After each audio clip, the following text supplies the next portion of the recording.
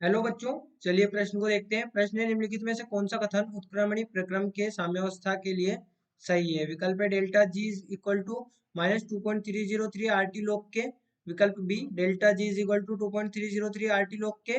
विकल्प C delta G naught is equal to -2.303 RT log K. और विकल्प D delta G naught equal to 2.303 RT log के। तो देखिए यहाँ पर हम बात करें प्रश्न की मुख्य अवधारणा की।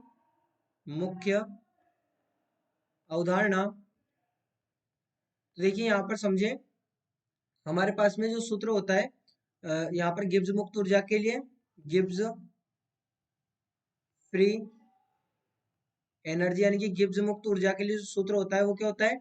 Delta G is equal to delta G naught plus R T L N Q. ये हमारे पास में सूत्र होता है गिब्स मुक्त ऊर्जा के लिए।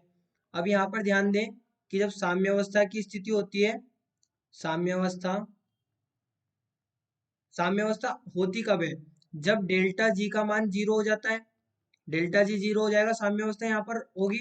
और जब डेल्टा जी जीरो होगा तो उस स्थिति में यहाँ पर जो एल एन, यहाँ पर जो क्यू है ये बराबर हो जाएगा के। तो यहाँ पर हम क्या लिखेंगे? Delta G zero is equal to delta G naught plus R T L N K. यानी कि यहाँ से डेल्टा जी नॉट हमें क्या प्राप्त होगा? Minus R T L N के।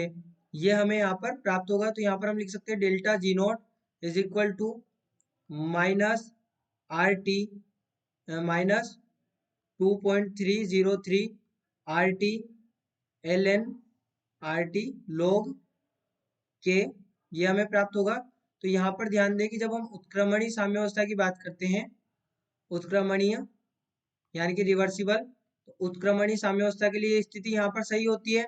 उत्क्रमणीय साम्यावस्था या उत्क्रमणीय प्रक्रम की साम्यावस्था के लिए यहाँ पर डेल्टा जी नेगेटिव होगा। डेल्टा जी नोट जो हमारे पास में होगा, डेल्टा जी नोट नेगेटिव होगा। तो हमारा प्रश्न का सही विकल्प क्या हो जाएगा? डेल्टा जी नोट बराबर -2.303 RT log के, यानी कि विकल्प सी यहाँ पर हमारे प्रश्न का सही उत्तर हो जाएगा। तो बच्चों, आशा करते हैं आपको प्रश्न समझ आया होगा। धन्यवाद।